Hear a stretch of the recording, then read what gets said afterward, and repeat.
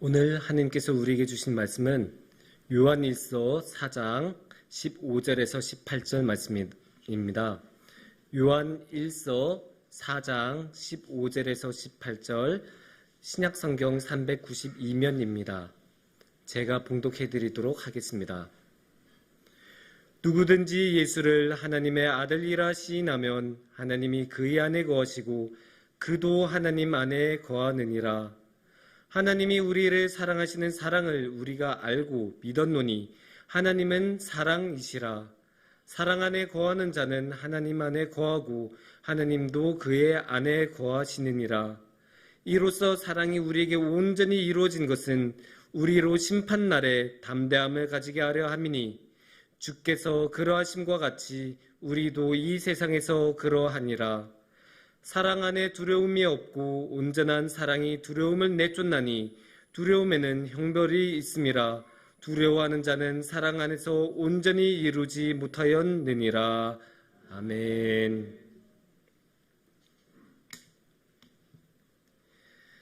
여러분, 그 유리바닥 실험이라는 실험을 아십니까? 이게 심리학에서 하는 실험인데 시각절벽 실험이라는 이름도 갖고 있습니다. 그 이해를 위해서 한번 그림을 보여주시면 좋을 것 같은데요. 이렇게 책상을 이렇게 하나 만들어놔요. 그래서 이렇게 보면 책상에 이쪽 면은 평평하고, 그러니까 이게 유리로 딱 이렇게 덮여 있는데 한쪽은 이 유리가 곧바로 투명해서 밑에 이렇게 깊이 보이고 한쪽은 얕게 보여요. 그러니까 이쪽은 얇고 이쪽은 깊고, 그리고 이 유리 위에다가 한 6개월에서 7개월짜리 아기를 얹어 놓습니다. 이 책상 위에 그렇게 아기를 얹어 놓으면 이 아기는 이 얕은 쪽에 있을 때는 아주 편안해요. 편안하게 그냥 걸어 다니고 기어 다니고 지 마음대로 하다가 이게 점점 더 이쪽으로 가고 이쪽으로 가다가 이 깊은 쪽이 보이면 어떻게 될까요? 멈춰요. 딱 이러고 더 이상 못 가요. 왜냐? 자기 눈에 보이기에는 여기 엄청 깊거든요. 그래서 무서워서 떨어질까봐 못 가요. 근데 우리는 모두 알고 있잖아요. 이게 유리니까 아무리 애가 거기서 걷더라도, 심지어 거기서 방방 뛰더라도 안 떨어질 것을 우리는 잘 알지 않습니까? 하지만 이 어린아이한테는 그러한 자각이 없기 때문에 이 6개월, 7개월짜리 아기는 거기서 멈추고 더 이상 못 간다고 합니다. 이렇게 두려움 때문에 능히 할 수 있는 것임에도 불구하고 못하는 것들이 있습니다. 비단 이 예뿐이겠습니까? 이 세상에는 그런 게 굉장히 많죠. 어떤 사람은 결혼을 앞두고 있는데 정말 이 사람하고 살면 행복할까, 잘해줄까 걱정이 되고 불안해서 결혼을 주저하는 사람도 있고, 어떤 사람은 이제 외국으로 직장을 나가야 되는 상황인데 외국 생활에 대해서 겁을 먹어서 나가야 되나 말아야 되나 이런 분도 있고, 어떤 분은 지금 몸이 아픈데 병원에 가면 괜히 또 안 좋은 이야기 들을까봐 겁이 나서 병원을 찾지 않는 사람도 있습니다. 젊은 사람들 사이에는 또 재밌는 게 있어요. 젊은 사람들 사이에 유행까지는 아니어도 꽤 많은 젊은이들이 겪고 있는 어려움이 있는데 그건 무엇일까요? 바로 전화입니다. 사람들이 하도 요새 젊은 애들은 카톡이나 뭐 인스타 다이렉트 메시지나 이런 걸로만 계속 의사소통을 하다 보니까 직접 대면해서 목소리를 주고받고 전화한 거에 굉장히 부담감을 느껴서 수화기를 올리기만 해도 두근두근거리고 차마 버튼을 못 누르는 경우가 굉장히 많다고 합니다. 이렇게 두려움 때문에 당연히 해낼 수 있는 것임에도 불구하고 충분히 능력이 있음에도 불구하고 못 해내는 것들이 굉장히 많이 있습니다. 근데 이제 이 두려움 때문에 못하는 것이 전화 정도면 그냥 일상의 불편을 조금 감내하는 정도가 될 것 아닙니까? 그런데 이게 만약에 이 두려움이 영혼의 구원에 관한 것이라면 문제는 아주 심각해집니다. 그래서 오늘의 말씀에서는 이러한 두려움에 대해서 이야기를 나누고 있습니다. 오늘의 말씀은 어떠한 두려움에 관한 이야기일까요? 오늘의 말씀에 보면 18절에 분명히 두려움이란 단어가 나옵니다. 사랑 안에는 두려움이 없고 온전한 사랑이 두려움은 내쫓나니, 이런 식으로 두려움이 분명히 나와요. 근데 이 두려움은 무엇에 대한 두려움일까요? 그것을 정확하게 알려면 17절을 봐야 합니다. 17절을 보시면 어떤 단어가 나옵니까? 심판날에, 심판날. 그러니까 이 두려움은 심판날에 관한 두려움이에요. 그리고 이 심판날이라는 건 결국 무엇일까요? 최후의 심판, 마지막 날에 주님께서 오셔서, 우리 예수님께서 오셔서 이제 천국으로 가고 영원한 생명을 얻을 사람들을 보여주고 결정하는 그날을 말하는 것이겠죠. 우리도 예배 때마다 사도신경으로 고백을 하지 않습니까? 우리 예수님께서 다시 오셔서 산자와 죽은 자를 심판하러 오시리라. 그렇게 우리가 매번 고백하지 않습니까? 그처럼 항상 이 심판날에는 이 최후의 심판, 마지막 심판이 이런 식으로 주님께서 오신 것으로 되어 있습니다. 근데 이 최후의 심판에 관해서는 우리가 분명히 두려움을 가질 수가 있어요. 어떤 면에서는 이 최후의 심판은 죽음보다도 더 무서울 수가 있어요. 왜냐면 죽음은 분명히 굉장히 두려운 거예요. 죽음은 우리 인간이 겪을 수 있는 가장 끔찍한 것 중에 하나고, 그렇게 죽음은 어느 누구도 겪어본 적이 없기 때문에 살아있는 사람 중에는, 그래서 누구나 그거에 대해서 모르니까 두려워하고 어떻게 해야 될지 모릅니다. 그런데 우리는 부활을 믿지 않습니까? 그러니까 죽음이 끝이 아니라는 걸 믿으니까, 죽어도 다음이 있다는 것을 믿으니까 우리는 담대하게 죽음을 받아들일 수 있고 죽음으로 넘어서 부활로 나아갈 수가 있어요. 하지만 최후의 심판 같은 경우는 좀 달라요. 최후의 심판은 진짜 최후, 마지막 아닙니까? 그래서 이 마지막 심판에서 너 지옥이라고 하면 그 다음에는 기회가 없는 거예요. 더 이상 다시는 천국으로 갈 수 있는 기회가 없어요. 그러니까 얼마나 두려워요. 내가 분명히 예수님 따라서 잘 산 거 많은 것 같긴 한데 내가 혹시나 지옥에 가면 어떡하지? 이런 두려움 가질 수 있어요. 왜냐? 지옥이 그만큼 무서우니까. 누가 지옥 가고 싶어 하겠어요? 그렇게 무서운 지옥을, 그렇게 끔찍한 지옥을 누가 가고 싶어 하겠습니까? 당연히 지옥이 두렵고, 지옥이 두려우면 이 최후의 심판에 대해서도 두려움을 가질 수 있습니다. 그런데 이 최후의 심판을 가지고 이용해 먹는 사람들이 있어요. 정말로 악랄하게 이용해서 다른 사람의 삶을 완전히 파괴시키는 사람들이 있어요. 역사적으로 보면 어떤 사람들이 있었을까요? 역사에서는 중세의 그런 교회가 굉장히 심했어요. 중세 가톨릭 교회, 물론 가톨릭 교회가 굉장히 전통이 많고 흐름도 많고 다양해서 가톨릭 교회 하나로 퉁칠 수는 없지만, 그 주류 가톨릭 교회에서는 그런 게 굉장히 강했어요. 이 죽음에 관한 것으로, 최후의 심판에 관한 것으로 굉장히 위협하듯이 이 두려움을 극대화해서 설교하고, 너 잘못하면 지옥 가, 너 잘못하면, 너 그렇게 하면 지옥 가, 그렇게 하면서 엄청나게 그렇게 두려움을 불어일으킨 탓에 사람들은 어떻게 한 줄 아세요? 고행을 하기 시작했어요. 고행을. 그 성경 말씀에 그런 말씀이 나오잖아요. 차라리 손을 잘라서 천국 가는 게 낫지, 죄진 손을 가지고 지옥 가는 것보다 낫다, 이런 말씀 있잖아요, 마태복음에. 그러니까 그런 말씀 생각하면서 자기 몸을 엄청나게 고행을 시키는 거예요. 진짜 채찍질이에요. 그냥 우리가 비유적으로 열심히 한다라고 할 때 스스로 채찍질을 한다라는 말을 쓰잖아요. 근데 그 사람들은 진짜 채찍을 들어서 진짜 자기를 등을 치면서 그렇게 살아갔어요. 그렇게 등을 치면서 채찍질 치면서 살아가고, 무릎으로만 기어가면서 순례길을 걸어가고, 주기도문 같은 거 하루에 300번씩 외우게 하고, 막 그런 식으로 어마어마하게 하면서 그걸로 끝나지도 않죠. 헌금까지도 강요했어요. 너 지금 헌금 안 하면 너 지옥 가. 너 헌금 그거밖에 안 했어? 너 어떻게 하려고 해? 너 그래서 천국 가겠어?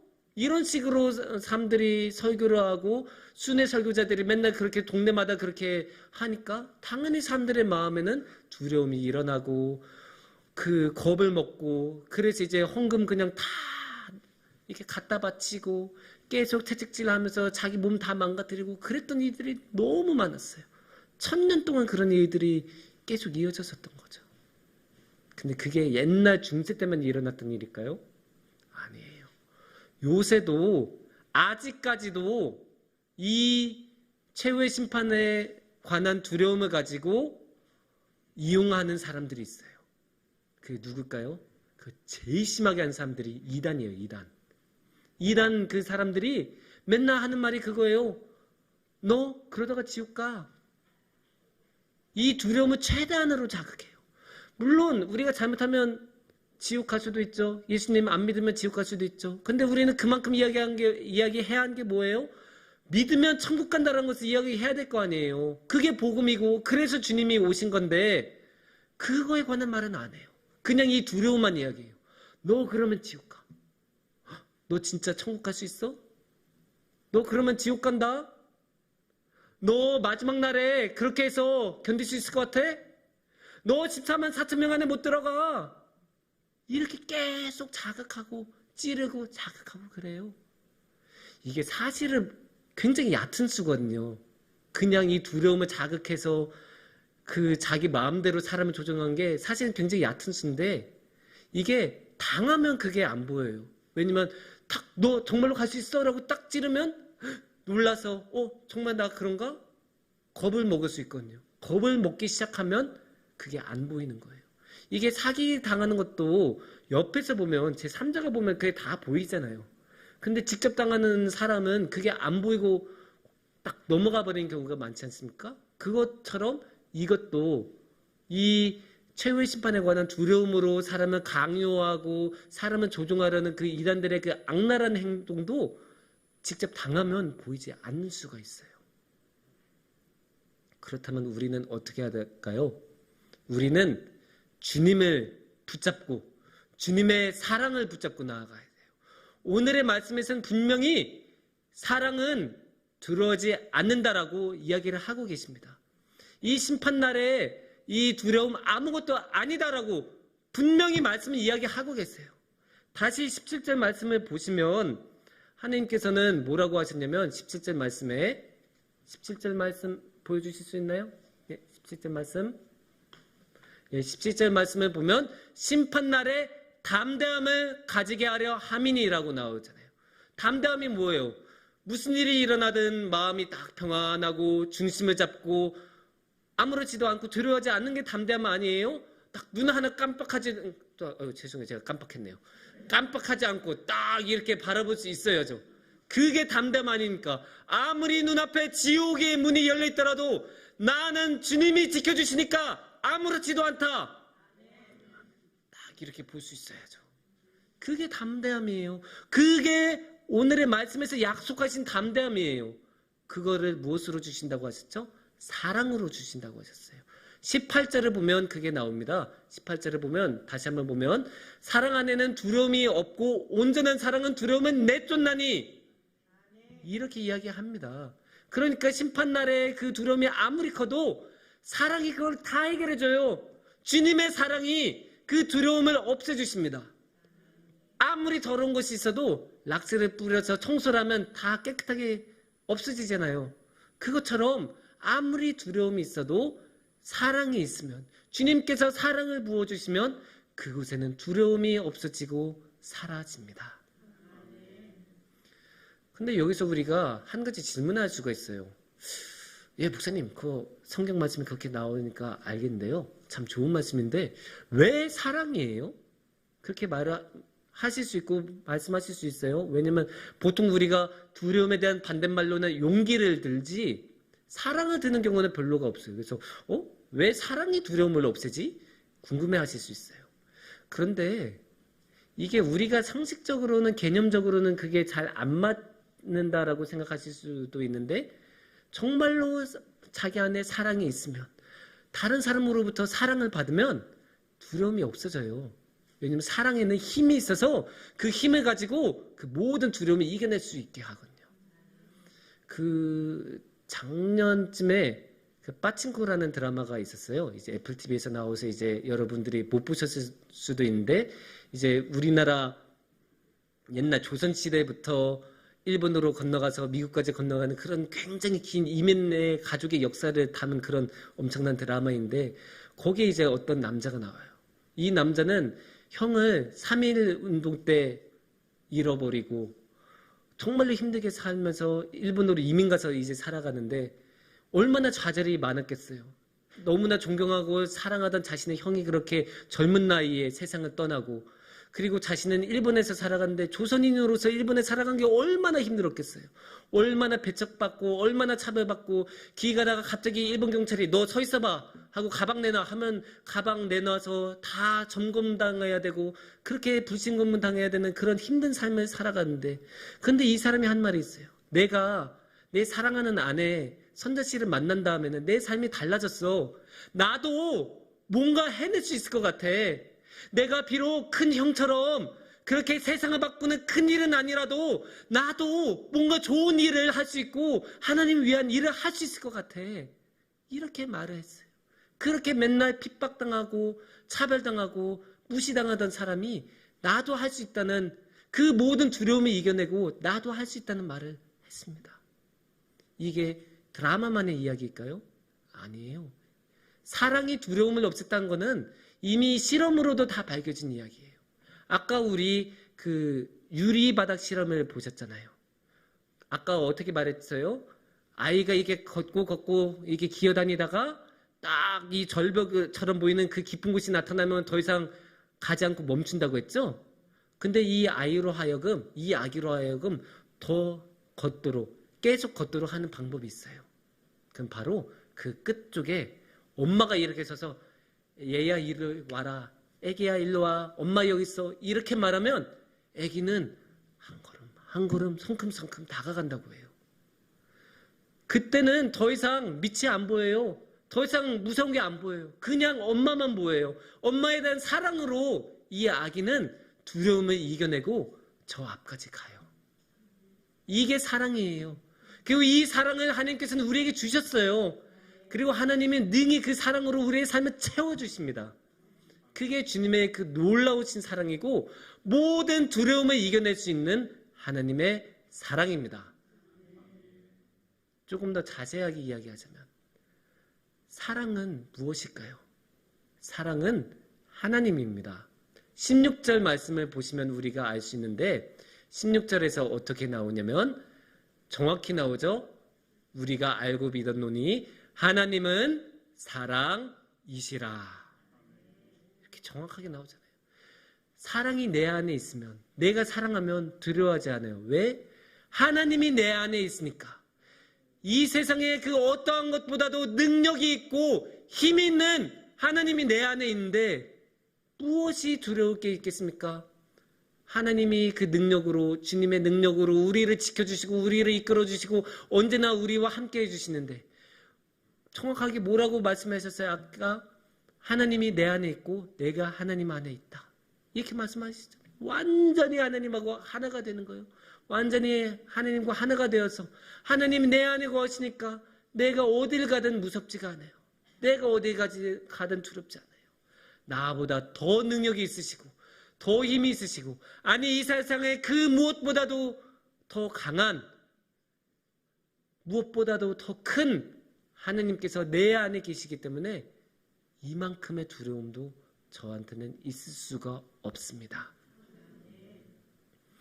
참고로 이야기를 하자면 이 사랑의 하나님, 이 하나님께서 주시는 사랑은 아무 사랑이 아니에요. 우리가 무슨 스포츠 팀에 좋아하는 애착이나 아이돌 그룹 좋아하는 것 같은 그런 사랑이 아니라 정말 하나님의 깊은 사랑, 자신의 모든 것을 내어주신 사랑, 자신의 아들을 내어주신 한이 있더라도 우리를 구해주시려는 그 사랑, 그 깊은 사랑이에요. 그리고 이 사랑은 또 한 가지 특징이 있어요. 이 사랑은 누가 시작했을까요? 우리가 시작한 거 아니에요. 하나님이 시작하신 거예요. 하나님께서 우리에게 주신 사랑이에요. 우리에게 선물로 주신 사랑이에요.